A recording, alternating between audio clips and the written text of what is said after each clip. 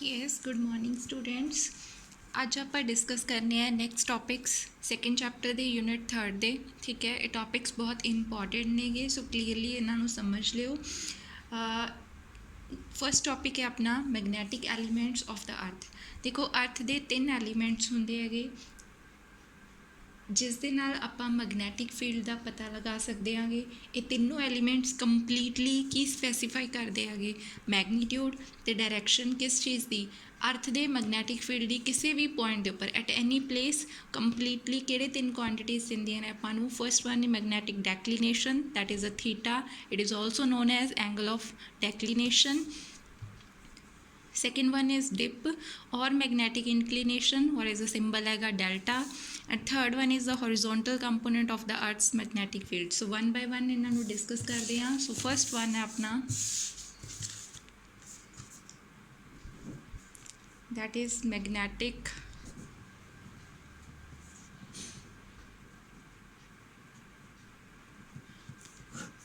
declination, theta, ਜਾਂ ਫਿਰ ਇਸ ਨੂੰ ਕੀ ਕਹਿੰਦੇ ਆ, ਐਂਗਲ ਆਫ ਡੈਕਲੀਨੇਸ਼ਨ।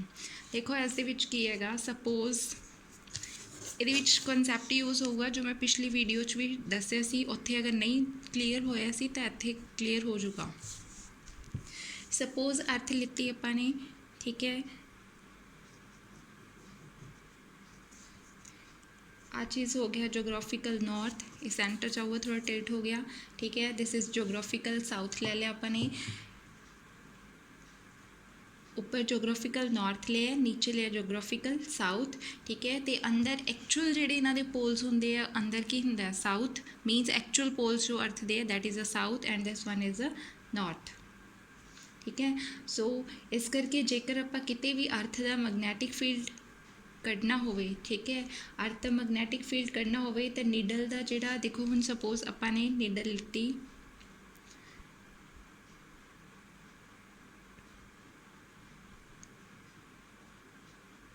सपोज आ चीज़ है,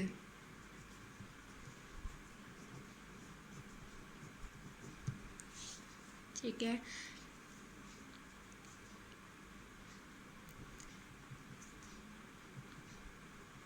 मैं उस दिन भी दसिया सी तुहानूं कि नीडल है जिहड़ी नॉर्थ वाली साइड, जिधर तो अर्थ का एक्चुअल साउथ होगा उधर नीडल का की होगा, साउथ होगा, तो जिधर नीडल का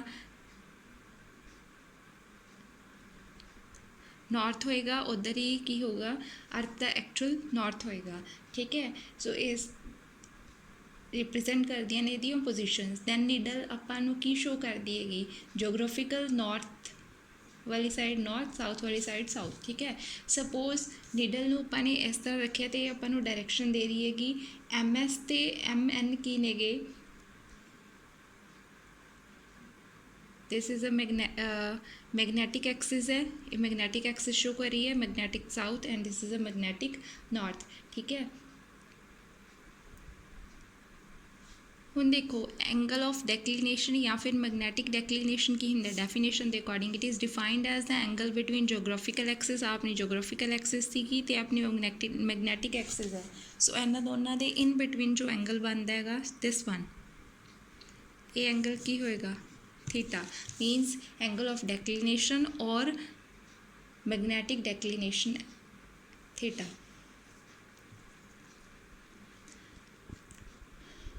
तो होल वर्ल्ड के विच अर्थ के उपर ये डिफरेंट होगा हर कंट्री के विच, ठीक है, between angle between the magnetic axis and the geographical axis. So notes के विच देखो की लिखा हुआ है, दो एक्सिस शो की हुई ने, दिस इज़ अ मैगनैटिक मैरीडियन, ठीक है, आ दिता हुआ जोग्राफिकल मैरीडियन, इन्होंने दोनों के इन बिटवीन एंगल जोड़ा है थीटा है की हो गया डेक्लीनेशन एंगल, ठीक है। A B dash C D की है अपना मैगनैटिक मैरीडियन है, मैं तुहानूं दस चुकी हाँ। तो E A B angle E A B dash की है थीटा, बी डैश इसलिए लिया क्योंकि बी सिंबल मैगनैटिक फील्ड का होंगे, ठीक है। नाउ सैकेंड है अपना डिप, डिप और मैगनैटिक इनक्लीनेशन, वो डेक्लीनेशन सी, इंक्लीनेशन तो इसका सिंबल हैगा डेल्टा। ਇਸ ਦੇ ਵਿੱਚ ਦੇਖੋ ਇਹ ਐਂਗਲ ਕੀ ਹੁੰਦਾ ਹੈਗਾ। ਸਪੋਜ਼ ਆ ਆਪਣੇ ਕੋਲ ਮੈਗਨੈਟਿਕ ਨੀਡਲ ਹੈ, ਇਹ ਤੁਹਾਨੇ ਆਲਰੇਡੀ 10th ਕਲਾਸ 'ਚ ਦੇਖੀ ਹੋਣੀ ਹੈ, ਅਤੇ ਸੈਂਟਰ ਦੇ ਵਿੱਚ ਲਾਈਨ ਹੈ। ਸਪੋਜ਼ ਨੀਡਲ ਹੈ ਜਿਹੜੀ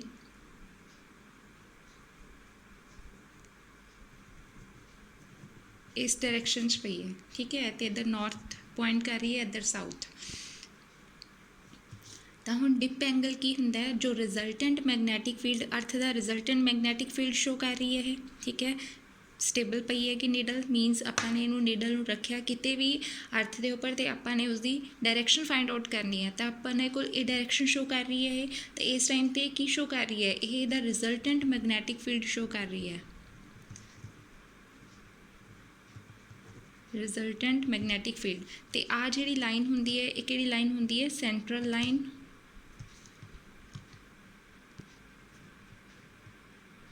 ਇਨ ਮੈਗਨੈਟਿਕ ਕੰਪਾਸ। ਸੋ ਹੁਣ ਰਿਜ਼ਲਟੈਂਟ ਮੈਗਨੈਟਿਕ ਫੀਲਡ ਅਤੇ ਮੈਗਨੈਟਿਕ ਕੰਪਾਸ ਦੇ ਇਨ ਬਿਟਵੀਨ ਜਿਹੜਾ ਐਂਗਲ ਬਣਦਾ ਹੈ ਉਹ ਐਂਗਲ ਕਿਹੜਾ ਹੁੰਦਾ ਹੈ, angle of inclination, magnetic inclination, ਔਰ we can say that is a dip। Notes ਦੇ ਵਿੱਚ ਇਸ ਦੀ ਡੈਫੀਨੇਸ਼ਨ ਹੈ ਜਿਹੜੀ ਉਹ ਲਿਖੀ ਹੋਈ ਹੈਗੀ। Magnetic dip is the angle between the direction of total intensity of magnetic field, means resultant magnetic field, and a horizontal line in the magnetic meridian, means this line, central line of the magnetic compass। so ਇਹਨਾਂ ਦੋਨਾਂ ਦੇ between angle ਹੁੰਦਾ delta. Figure A ਦੇ ਵਿੱਚ, ਉੱਪਰ ਵਾਲੀ figure ਦੇ ਵਿੱਚ ਜਿਹੜੀ AP ਹੈ ਉਹ ਟੋਟਲ ਇੰਟੈਂਸਿਟੀ ਮੈਗਨੈਟਿਕ ਫੀਲਡ ਦੀ ਸ਼ੋ ਕਰ ਰਹੀ ਹੈ, ਮੀਨਸ ਜੋ ਮੈਂ ਇਸ ਡਾਇਗਰਾਮ ਦੇ ਵਿੱਚ ਰਿਜ਼ਲਟੈਂਟ ਮੈਗਨੈਟਿਕ ਫੀਲਡ ਸ਼ੋ ਕੀਤਾ, ਠੀਕ ਹੈ। ਅਤੇ AP ਹੈ ਜਿਹੜਾ ਉਹ ਥੀਟਾ ਐਂਗਲ ਬਣਾ ਰਹੀ ਹੈ ਕਿਸ ਦੇ ਨਾਲ, ਹੋਰੀਜ਼ੋਨਟਲ ਲਾਈਨ ਦੇ ਨਾਲ। ਕਿਹੜੀ ਹੋਰੀਜ਼ੋਨਟਲ ਲਾਈਨ ਦੇ ਨਾਲ, AB ਡੈਸ਼ ਦੇ ਨਾਲ, ਠੀਕ ਹੈ। ਇੱਥੇ ਤੁਸੀਂ ਔਰ ਪਾ ਕੇ ਲਿਖ ਸਕਦੇ ਹੋ,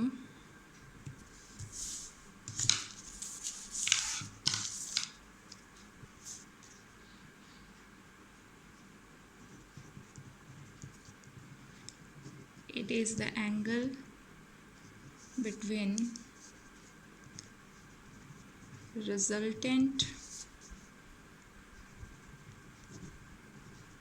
magnetic field of earth and central line in magnetic compass। ਜੋ ਤੁਹਾਨੂੰ ਈਜ਼ੀ ਲੱਗਦੀ ਹੈ ਉਹ ਵਾਲੀ, ਚਾਹੇ ਇਹ ਵਾਲੀ, ਜੋ ਮਰਜ਼ੀ ਲਿਖ ਲਓ, ਓਕੇ। ਡਾਇਗਰਾਮ ਡਰੋ ਕਰਨੀ ਹੈ ਉਹ ਵਾਲੀ ਜੋ ਮੈਂ ਡਰੋ ਕੀਤੀ ਕਰਕੇ ਦਿਖਾਈ ਸੀ ਉਹ ਵੀ ਕਰ ਸਕਦੇ ਹੋ। ਸੇ ਜਿਹੜੇ ਡੈਲਟਾ ਹੈ ਜੋ ਡਿਫਰੈਂਟ ਪਲੇਸਿਸ 'ਤੇ ਡਿਫਰੈਂਟ ਹੁੰਦੇ, ਦੀ ਵੈਲਿਊ ਵੇਰੀ ਕਰਦੀ ਹੈ 0 to 90। ਡੈਲਟਾ 90 ਹੁੰਦਾ ਪੋਲ 'ਤੇ, 0 ਡਿਗਰੀ ਇਕੁਏਟਰ 'ਤੇ। ਆਪਣੀ ਕੋਈ ਪ੍ਰੂਫ ਕੁਛ ਨਹੀਂ ਕਰਨਾ, ਜਸਟ ਇਹਨੂੰ ਲਰਨ ਕਰ ਲਿਓ। ਨੈਕਸਟ ਹੈ third, horizontal component of the earth's magnetic field. Earth ਦੇ ਮੈਗਨੈਟਿਕ ਫੀਲਡ ਦਾ ਹੋਰੀਜ਼ੋਨਟਲ ਕੰਪੋਨੈਂਟ ਕਰਨਾ ਹੈ, ਮੀਨਸ ਜੋ ਰਿਜ਼ਲਟੈਂਟ ਮੈਗਨੈਟਿਕ ਫੀਲਡ ਦਾ ਹੋਰੀਜ਼ੋਨਟਲ ਵਾਲਾ ਕੰਪੋਨੈਂਟ ਹੋਊਗਾ ਉੱਥੋਂ ਆਪਾਂ ਇਹਦੀ ਵੈਲਿਊ ਫਾਈਂਡ ਆਊਟ ਕਰ ਲਾਂਗੇ, ਠੀਕ ਹੈ। ਸਪੋਜ਼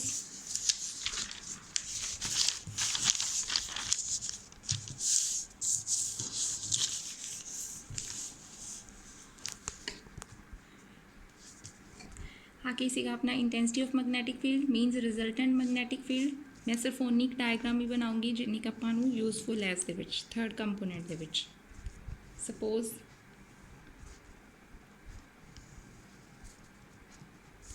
ਆਹ ਐਂਗਲ ਕੀ ਸੀਗਾ, ਡੈਲਟਾ, ਮੀਨਸ ਡਿਪ, ਓਕੇ। ਆਪਣਾ ਰਿਜ਼ਲਟੈਂਟ ਮੈਗਨੈਟਿਕ ਫੀਲਡ ਹੈ, ਇੱਧਰ ਵੱਲ ਕਿਹੜਾ ਕੰਪੋਨੈਂਟ ਹੋਊਗਾ, vertical component of magnetic field, ਇਸ ਸਾਈਡ ਹੋਊਗਾ horizontal component. Suppose this is A, this point is B dash,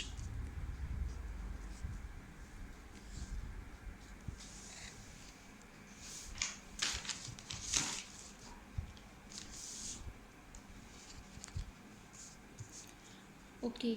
ਨਾਓ ਇਸ ਦੇ ਵਿੱਚ ਦੇਖੋ ਹੁਣ ਆਪਾਂ ਨੇ ਕੀ ਕਰਨਾ ਹੈਗਾ, PL ਡਰੋ ਕਰਨਾ ਹੈ AB ਦੇ ਪਰਪੈਂਡੀਕੂਲਰ। AB ਆ ਹੈ ਅਤੇ ਇਸ ਦੇ ਪਰਪੈਂਡੀਕੂਲਰ ਆਪਾਂ ਨੇ PL ਡਰੋ ਕਰ ਲਿਆ। Suppose this one, this point is P, this is L।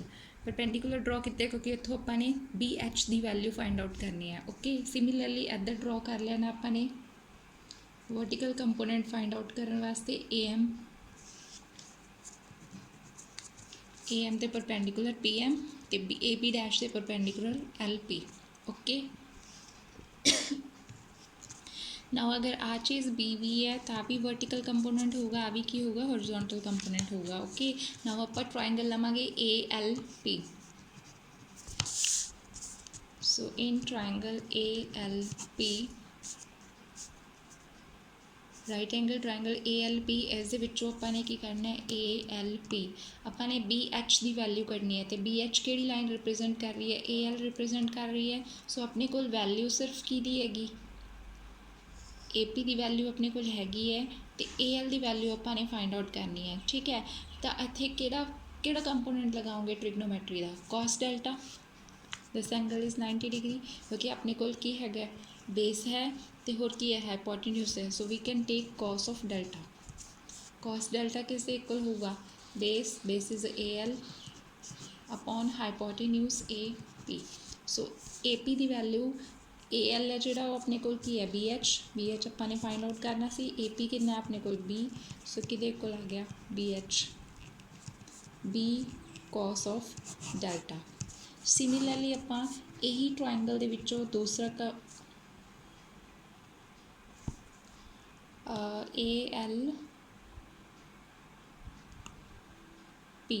ALP vertical component BV find ਕਰਾਂਗੇ। ਦੇਖੋ ਆਪਣੇ ਕੋਲ BV ਇੱਧਰ ਵੀ ਸੀ, ਪਰ ਆਪਾਂ ਇਸ ਨੂੰ ਟਰਾਇੰਗਲ ਦੇ ਵਿੱਚੋਂ ਨਹੀਂ ਕੱਢ ਸਕਦੇ ਕਿਉਂਕਿ ਆਪਣੇ ਕੋਲ ਡੈਲਟਾ ਐਂਗਲ ਉੱਪਰਲੀ ਟਰਾਇੰਗਲ 'ਚ ਹੈਗਾ। ਠੀਕ ਹੈ, ਸੋ ਇੱਥੋਂ ਆਪਾਂ ਕੱਢਾਂਗੇ, ਸੋ ਇਹ ਆਊਗਾ ਆਪਣੇ ਕੋਲ sign delta, that is BV means ਪਹਿਲੇ ਦੀ ਵੈਲਿਊ ਪੁੱਟ ਉਹ ਕਰ ਲਓ, ਨੇਮਿੰਗ ਲਿਖ ਲਓ, LP upon AP, perpendicular upon hypotenuse means BV upon B sin of delta। so BV the value ਕਿੰਨੀ ਆ ਗਈ, B sin of delta। this is equation number 2 and this is equation number B। ਹੁਣ ਦੇਖੋ ਦੋ equations ਆਪਣੇ ਕੋਲ ਬਣ ਗਈਆਂ, BH ਦੀ ਵਰਟੀਕਲ ਕੰਪੋਨੈਂਟ ਆ ਗਿਆ ਮੈਗਨੈਟਿਕ ਫੀਲਡ ਦਾ, ਤੇ ਆਪਣੇ ਕੋਲ ਹੋਰੀਜ਼ੋਨਟਲ ਕੰਪੋਨੈਂਟ ਵਰਟੀਕਲ ਕੰਪੋਨੈਂਟ ਦੋਨੋਂ ਆ ਗਏ। ਨਾਓ ਡਿਵਾਈਡ ਬੋਥ ਦੀਜ਼ ਇਕੁਏਸ਼ਨਸ, ਕਿਉਂਕਿ ਆਪਾਂ ਨੇ ਕੀ ਕੱਢਣਾ ਹੈਗਾ, ਹੋਰੀਜ਼ੋਨਟਲ ਕੰਪੋਨੈਂਟ ਕੱਢਣਾ ਹੈਗਾ। ਠੀਕ ਹੈ, ਟੋਟਲ ਇੰਟੈਂਸਿਟੀ ਫਾਈਂਡ ਆਊਟ ਕਰਨੀ ਹੈ ਆਪਾਂ ਨੇ। ਸੋ ਬੋਥ ਇਕੁਏਸ਼ਨਸ ਨੂੰ ਡਿਵਾਈਡ ਕਰੋ, divide B by A। so what we get, BV upon BH is equals to B sin delta upon B cos delta। B ਨਾਲ B cancel ਹੋ ਗਿਆ ਆਪਣਾ, sin upon cos ਕੀ ਹੁੰਦਾ, tan delta। so BV upon BH ਆ ਗਿਆ, that is a tan of delta। ਠੀਕ ਹੈ, ਹੁਣ ਆਪਾਂ ਨੇ ਇਹੀ ਦੋ ਇਕੁਏਸ਼ਨਸ ਦੀ ਸਕੁਐਰਿੰਗ ਐਂਡ ਐਡਿੰਗ ਕਰਨੀ ਹੈ, A ਤੇ B ਇਕੁਏਸ਼ਨਸ ਦੀ। ਨਾਓ ਕਰੋ ਸਕੁਐਰਿੰਗ ਐਂਡ ਐਡਿੰਗ, ਲੈਫਟ ਸਾਈਡ ਦੇ ਵਿੱਚ ਲੈਫਟ ਸਾਈਡ ਐਡ ਕਰਨੀ ਹੈ ਸਕੁਐਰ ਕਰਕੇ, ਰਾਈਟ ਸਾਈਡ ਦੇ ਵਿੱਚ ਰਾਈਟ ਸਾਈਡ। ਸੋ ਪਹਿਲੇ ਲੈਫਟ ਸਾਈਡ ਕਰੋ, that is BH square plus BV square is equals to B square cos square delta plus B square sin square delta। ਸੋ ਆਪਣੇ ਕੋਲ ਆ ਗਿਆ BH square, left side BV square is equals to B square common, cos square theta plus sin square theta ਕੀ ਹੁੰਦਾ, identity trigonometry the, that is equals to 1। so BH square plus BV square is equals to B square। now B square the value, B the value ਕਿੰਨੀ ਆ ਜੂਗੀ, BH square plus BV square। ਸੋ ਇਹ ਆ ਗਿਆ ਆਪਣਾ end result, ਇਹ ਆਪਾਂ ਨੇ ਫਾਈਂਡ ਆਊਟ ਕਰਨਾ ਸੀ। ਓਕੇ,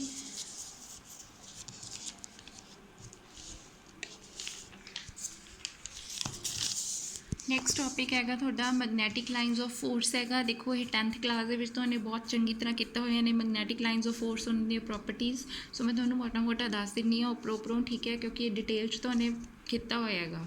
ਠੀਕ ਹੈ, ਮੈਗਨੈਟਿਕ ਲਾਈਨਸ ਆਫ ਫੋਰਸ ਕਿਹੜੀਆਂ ਹੁੰਦੀਆਂ ਨੇਗੀਆਂ, ਉਹ ਸੈੱਟ ਆਫ ਲਾਈਨਸ ਜਾਂ ਉਹ ਕਰਵਸ ਜਿਹੜੀਆਂ ਕਿ ਮੈਗਨੈਟਿਕ ਫੀਲਡ ਨੂੰ ਰਿਪਰੈਜ਼ੈਂਟ ਕਰਦੀਆਂ ਨੇਗੀਆਂ। ਠੀਕ ਹੈ, ਅਤੇ ਅਗਰ ਆਪਾਂ ਕਿਸੇ ਵੀ ਮੈਗਨੈਟਿਕ ਲਾਈਨਸ ਦੇ ਉੱਪਰ ਟੈਂਜੈਂਟ ਡਰੋ ਕਰਾਂਗੇ ਤਾਂ ਉਹ ਆਪਾਂ ਨੂੰ ਕੀ ਦਿੰਦੀ ਹੈ, ਉਸਦੀ ਡਾਇਰੈਕਸ਼ਨ ਦਿੰਦੀ ਆ। ਪ੍ਰੋਪਰਟੀਜ਼ ਨੇਗੀਆਂ, ਫਸਟ ਪ੍ਰੋਪਰਟੀ ਹੈਗੀ ਮੈਗਨੈਟਿਕ ਲਾਈਨਸ ਆਫ ਫੋਰਸ ਨੇ ਜਿਹੜੀਆਂ ਕੰਟੀਨਿਊਸ ਅਤੇ ਕਲੋਜ਼ਡ ਕਰਵਸ ਨੇਗੀਆਂ। ਠੀਕ ਹੈ, ਅਤੇ ਇਹ ਆਊਟਸਾਈਡ ਨੇ ਜਿਹੜੀਆਂ ਉਹ ਕਿੱਧਰੋਂ ਜਾਂਦੀਆਂ ਨੇਗੀਆਂ, ਨੌਰਥ ਟੂ ਸਾਊਥ ਜਾਂਦੀਆਂ ਨੇ, ਅਤੇ ਇਨਸਾਈਡ ਕਿੱਧਰੋਂ ਜਾਂਦੀਆਂ ਨੇਗੀਆਂ, south to north.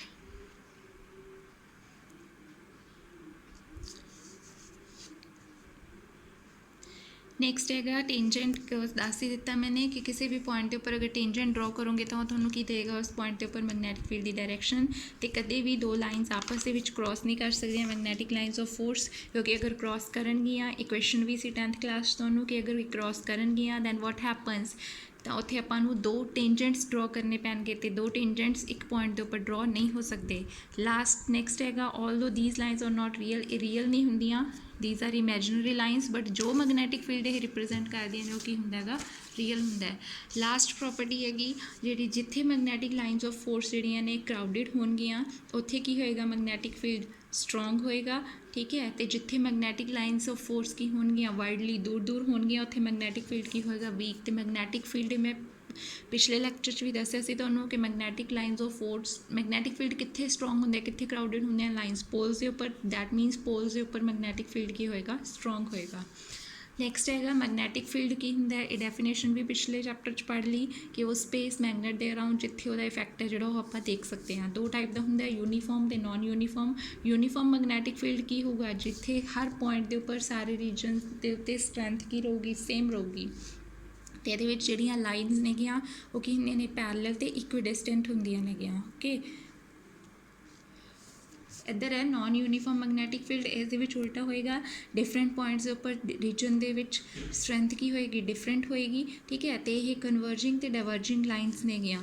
these are not parallel or equidistant lines। Next topic ਹੈਗਾ ਮੈਗਨੈਟਿਕ ਡਾਈਪੋਲ। ਮੈਗਨੈਟਿਕ ਡਾਈਪੋਲ ਸਿਮਿਲਰਲੀ ਜਿਵੇਂ ਪਿਛਲੇ ਚੈਪਟਰ ਦੇ ਵਿੱਚ ਇਲੈਕਟ੍ਰਿਕ ਡਾਈਪੋਲ ਪੜ੍ਹਿਆ, ਸਿਮਿਲਰਲੀ ਮੈਗਨੈਟਿਕ ਡਾਈਪੋਲ ਹੁੰਦਾ। ਦੇਖੋ dipole, di means two poles, so magnetic dipole ਕੀ ਹੋਏਗਾ, ਦੋ ਅਨਲਾਈਕ ਪੋਲਸ, ਸਟਰੈਂਥ ਉਹਨਾਂ ਦੀ ਇਕੁਅਲ ਹੋਵੇ ਅਤੇ ਸਮੋਲ ਡਿਸਟੈਂਸ ਦੇ ਨਾਲ ਉਹ ਸੈਪਰੇਟਿਡ ਹੋਣ, ਉਹ ਹੁੰਦਾ ਮੈਗਨੈਟਿਕ ਡਾਈਪੋਲ। ਕੰਪਾਸ ਨੀਡਲ ਦੇ ਵਿੱਚ ਦੇਖੋ ਕੀ ਹੁੰਦਾ ਹੈਗਾ, ਦੋ ਪੋਲਸ ਹੁੰਦੇ ਨੇਗੇ ਅਤੇ ਦੋਨੋਂ ਹੀ ਕੀ ਹੁੰਦੇ ਨੇਗੇ, ਸਟਰੈਂਥ ਸੇਮ ਹੁੰਦੀ ਹੈ ਦੋਨਾਂ ਦੀ, ਪਰ ਦੋਨੋਂ ਅਨਲਾਈਕ ਪੋਲਸ ਹੁੰਦੇ ਨੇ, ਇੱਕ ਸਾਈਡ ਨਾਰਥ ਇੱਕ ਸਾਈਡ ਸਾਊਥ, ਠੀਕ ਹੈ। ਤਾਂ ਕੰਪਾਸ ਨੀਡਲ ਨੂੰ ਆਪਾਂ ਮੈਗਨੈਟਿਕ ਡਾਈਪੋਲ ਕਹਿ ਸਕਦੇ ਹਾਂ। ਬਾਰ ਮੈਗਨੇਟ ਸਿਮਿਲਰਲੀ ਉਸ ਦੇ ਵੀ ਦੋ ਪੋਲਸ ਹੁੰਦੇ ਨੇਗੇ, ਅਨਲਾਈਕ ਪੋਲਸ, ਅਤੇ ਸਟਰੈਂਥ ਉਹਨਾਂ ਦੀ ਇਕੁਅਲ ਹੁੰਦੀ ਹੈ, so we can say that is a magnetic dipole. Next ਹੈਗਾ magnetic dipole similar to the electric dipole movement. Magnetic dipole movement ਦੇ ਵਿੱਚ ਕੀ ਹੋਏਗਾ ਕਿ ਜਿਹੜੀ ਪ੍ਰੋਡਕਟ ਹੈਗੀ, ਸਪੋਜ਼ ਆਪਣੇ ਕੋਲ ਮੈਗਨੇਟ ਹੈਗਾ, ਸਾਊਥ ਪੋਲ ਹੈ, ਨਾਰਥ ਪੋਲ ਹੈ, ਦੋਨੋਂ ਹੀ ਕੀ ਨੇਗੇ, ਅਨਲਾਈਕ ਪੋਲਸ ਨੇ ਅਤੇ ਕੁਛ ਡਿਸਟੈਂਸ ਦੇ ਨਾਲ ਸੈਪਰੇਟਿਡ। ਕਿੰਨਾ ਡਿਸਟੈਂਸ ਹੁੰਦਾ, 2L। ਇਹ ਤੁਸੀਂ ਪਹਿਲੇ ਇਲੈਕਟ੍ਰਿਕ ਚੈਪਟਰ ਦੇ ਵਿੱਚ, ਇਲੈਕਟ੍ਰੋਸਟੈਟਿਕ ਚੈਪਟਰ ਦੇ ਵਿੱਚ ਪੜ੍ਹ ਚੁੱਕੇ ਹੋ, ਠੀਕ ਹੈ। M ਇਹਨਾਂ ਦੀ ਸਪੋਜ਼ ਪੋਲ ਸਟਰੈਂਥ ਹੈ, ਸਮੋਲ m ਪੋਲ ਸਟਰੈਂਥ ਹੈ ਈਚ ਪੋਲ ਦੀ, ਠੀਕ ਹੈ। ਅਤੇ ਮੈਗਨੈਟਿਕ ਡਾਈਪੋਲ ਦਾ ਫਾਰਮੂਲਾ ਕੀ ਹੋ ਜਾਊਗਾ, strength of either pole into distance between the two pole. Strength ਕਿੰਨੀ ਹੈ, m ਇੰਟੂ ਡਿਸਟੈਂਸ ਕਿੰਨਾ ਹੈਗਾ, 2L। ਅਤੇ ਮੈਗਨੈਟਿਕ ਡਾਈਪੋਲ ਮੂਵਮੈਂਟ ਹੈ ਜਿਹੜਾ ਇੱਕ ਵੈਕਟਰ ਕੁਆਂਟਿਟੀ ਹੈ ਅਤੇ ਇਹਦੀ ਡਾਇਰੈਕਸ਼ਨ ਹਮੇਸ਼ਾ ਕੀ ਹੁੰਦੀ ਹੈਗੀ, ਸਾਊਥ ਟੂ ਨਾਰਥ, ਸ਼ੋ ਕੀਤੀ ਹੋਈ ਹੈ ਡਾਇਗਰਾਮ ਦੇ ਵਿੱਚ। ਯੂਨਿਟਸ ਕੀ ਆ ਜਾਣਗੀਆਂ, ਐਮ ਦੀਆਂ ਯੂਨਿਟ ਹੁੰਦੀਆਂ ਨੇ ਐਮਪੀਅਰ ਮੀਟਰ, ਲੈਂਥ ਦੀ ਕੀ ਹੋ ਗਈ ਮੀਟਰ, ਸੋ ਇਸਦੀ ਯੂਨਿਟ ਹੋ ਗਈ ampere metre scale. Next topic ਹੈਗਾ magnetic flux similarly to electric flux. Magnetic flux ਦੇਖੋ ਕੀ ਹੁੰਦਾ ਹੈਗਾ, suppose this is magnetic field, ਠੀਕ ਹੈ। ਇਸ ਦੇ ਵਿੱਚ ਸਪੋਜ਼ ਆਪਾਂ ਨੇ ਇੰਨਾ ਸਰਫੇਸ ਲੈ ਲਿਆ, ਪਰਟੀਕੂਲਰ ਏਰੀਆ ਲੈ ਲਿਆ, ਉੱਪਰੋਂ ਵੀ ਮੈਗਨੈਟਿਕ ਲਾਈਨਸ ਆਫ ਫੋਰਸ ਜਾ ਰਹੀਆਂ ਨੇ, ਨੀਚੋਂ ਵੀ ਮੈਗਨੈਟਿਕ ਲਾਈਨਸ ਆਫ ਫੋਰਸ ਜਾ ਰਹੀਆਂ ਨੇ, ਬਟ ਜਿਹੜੀਆਂ ਮੈਗਨੈਟਿਕ ਲਾਈਨਸ ਆਫ ਫੋਰਸ ਇੱਕ ਪਰਟੀਕੂਲਰ ਏਰੀਆ 'ਚੋਂ ਪਾਸ ਕਰਦੀਆਂ ਨੇ ਉਸ ਨੂੰ ਆਪਾਂ ਕੀ ਕਹਾਂਗੇ, ਉਸਦੀ ਇਲੈਕਟ੍ਰਿਕ ਫਲਕਸ।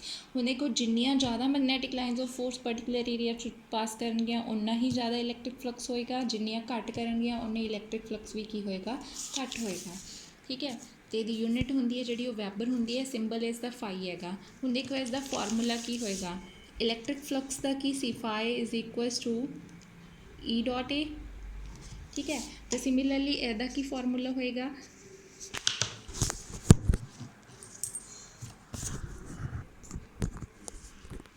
ਸਪੋਜ਼ ਇਸ ਦੇ ਵਿੱਚੋਂ ਕਿੰਨੀਆਂ ਲਾਈਨਸ, ਇਸ ਦੇ ਆਲੇ ਦੁਆਲੇ ਕੀ ਹੈ, ਮੈਗਨੈਟਿਕ ਫੀਲਡ ਹੈ, ਅਤੇ ਇਸ ਦੇ ਵਿੱਚੋਂ ਕਿੰਨੀਆਂ ਸਰਕਲ ਦੇ ਵਿੱਚੋਂ ਮੈਗਨੈਟਿਕ ਲਾਈਨਸ ਪਾਸ ਕਰ ਰਹੀਆਂ ਨੇ, ਉਹ ਕੀ ਹੋਏਗੀ, ਉਸਦੀ ਇਲੈਕਟ੍ਰਿਕ ਫਲਕਸ ਹੋਏਗੀ। ਅਤੇ ਦੇਖੋ ਜਿਹੜਾ ਏਰੀਆ ਵੈਕਟਰ ਹੁੰਦਾ ਉਹ ਵੀ ਤੁਸੀਂ ਫਸਟ ਚੈਪਟਰ 'ਚ ਪੜ੍ਹ ਚੁੱਕੇ ਹੋਗੇ, ਫਸਟ ਯੂਨਿਟ ਦੇ ਵਿੱਚ, ਸੌਰੀ, ਠੀਕ ਹੈ। ਏਰੀਆ ਵੈਕਟਰ ਜੋ ਹੈ ਉਹ ਹਮੇਸ਼ਾ ਕੀ ਹੁੰਦਾ ਹੈਗਾ, ਪਰਪੈਂਡੀਕੂਲਰ ਹੁੰਦਾ ਹੈ, ਤਾਂ ਦੈਟ ਮੀਨਸ ਕਿੱਦਾਂ ਹੋਏਗਾ,